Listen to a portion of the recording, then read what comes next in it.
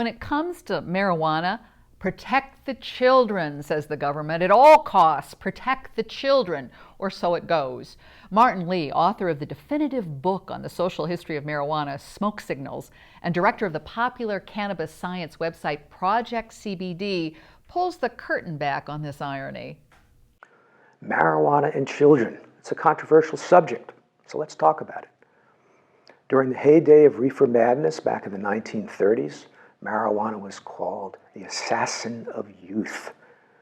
And the very idea that children needed to be protected from the evil weed, from the marijuana scourge, became a mainstay of U.S. drug policy. Protecting the children continues to be the calculated cornerstone of marijuana prohibition.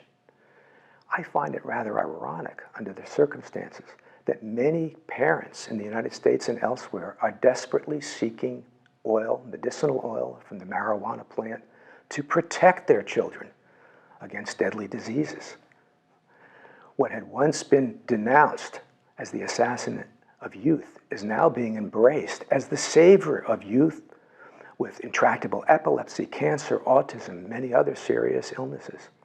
About 1/3 of children with epilepsy don't respond well to conventional treatments, and yet we've heard many accounts of children, when they are administered oil from the marijuana plant, undergo a remarkable health transformation. Sometimes kids who are seizing 100 times a week will stop seizing altogether as a result of being on a marijuana oil regimen.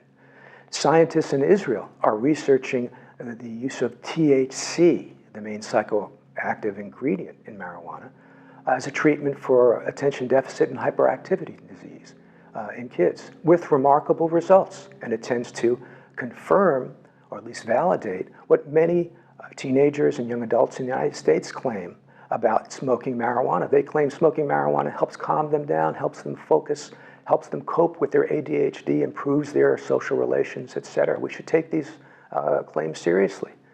In Israel, scientists are also researching the use of THC as an adjunct for chemotherapy treatments for children with cancer.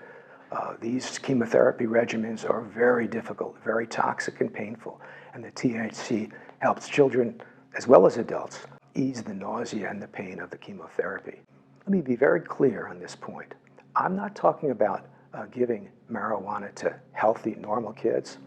What I'm saying is that marijuana as a treatment option should be made available to children who are struggling with very difficult illnesses. Unfortunately, access to marijuana oil is difficult for families in the United States because of marijuana prohibition.